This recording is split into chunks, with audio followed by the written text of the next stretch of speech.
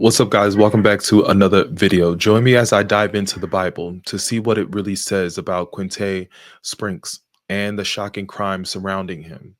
Quante Sprinks is a name that has been making headlines recently, and for all the wrong reasons. The nature of his crimes have left many of us stunned, wondering how someone could commit such heinous acts. But what's interesting is that despite the public fascination with this story, many are also asking a deeper question. What does the Bible have to say about Quinte Sprinks and his crimes? Check this out. A Washington, D.C. teen accused of committing a violent crime spree across Baltimore has been indicted by a grand jury, and now investigators are linking the suspect to more crimes. Alexa Asheville has more on what happened in court, as well as some new details surrounding this additional crime he is now accused of committing. This indictment came down earlier this month. Investigators are now linking the Washington, D.C. teen to a total of 8 violent crimes, including murder. Quante Sprinks, the 19-year-old Washington, D.C. student charged with the murder of a man in Harbor East, is now being linked to a total of 8 violent crimes across the city this past fall. 7 of those happening in just a 3-day period. I'm getting the shooting, 745 Alisana. The murder of 36-year-old Antonio Peoples, the attempted murder of a man on Light Street near the Maryland Science Center, 3 armed carjackings, including one near Camden Yards, another near Horseshoe Casino, and another near Johns Hopkins Hospital, and now 3 armed robberies. In addition to 2 previously reported, investigators say Spinks also robbed a couple at gunpoint in downtown Baltimore, using the victim's stolen keys to then take her car. Spinks was denied bond when he appeared in court after his arrest last month. In court, it was revealed he was currently enrolled in Garnett Patterson Stay High School, a Washington, D.C. public school. About 6 months after turning 18, Metro PD in D.C. confirmed Spinks was arrested after being found with others inside a stolen car. Fox 45 News has been asking what happened after that arrest. Any criminal history Spinks may have had as a juvenile would be concealed, as current Maryland law keeps juvenile cases confidential. Some lawmakers have been pushing to change that, specifically reintroducing past failed legislation that would have created a searchable database of juvenile offenses without revealing the suspect's identity. I believe that the public has a right to know. I think transparency is important. Spinks, now 19 and facing dozens of charges. In charging documents that I went through, there is more than one suspect listed in each of these cases. I reached out to the Baltimore Police Department and questioned if any other arrests have been made. I have not yet heard back. Spinks is due back in court next month. In downtown Baltimore. When we look at the implications of Spinks' actions within context of society, we see that they have far-reaching consequences. His actions have led to the suffering of many and have also raised questions about the need for justice and accountability. From a biblical perspective, we see that the Bible teaches us to love our neighbors as ourselves and to do unto others as we would do unto ourselves. It is clear that Sprinks' actions fly in the face of these teachings and instead have caused harm and pain to many innocent people. The Bible also speaks to the importance of upholding justice and righteousness in society. Let's take a look at Isaiah chapter 1, verse 17. Learn to do good, seek justice, and help the oppressed. Defend the cause of the orphans.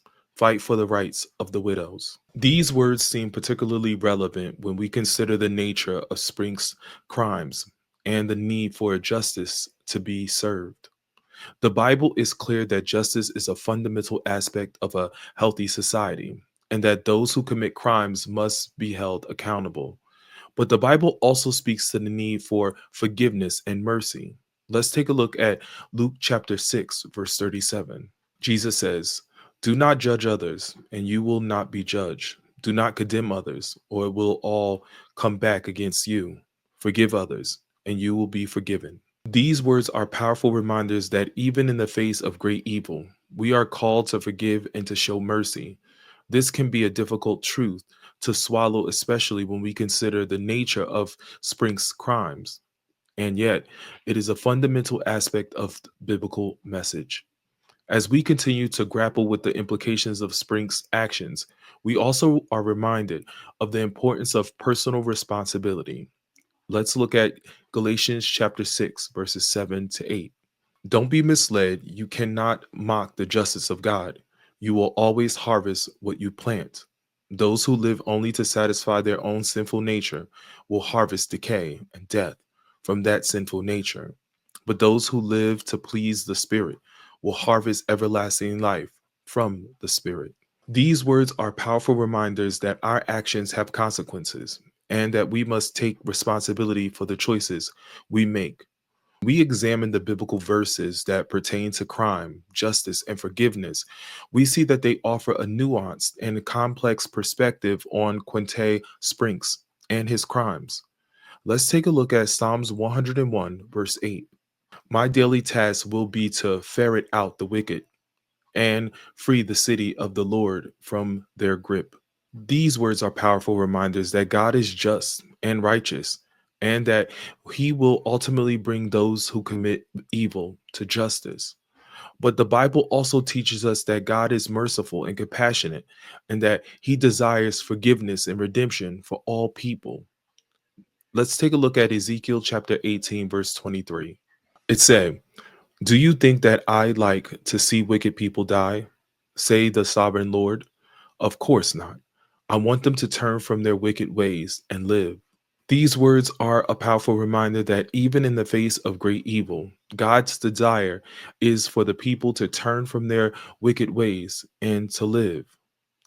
Also, let's look at Micah chapter 6, verse 8, and see what it says.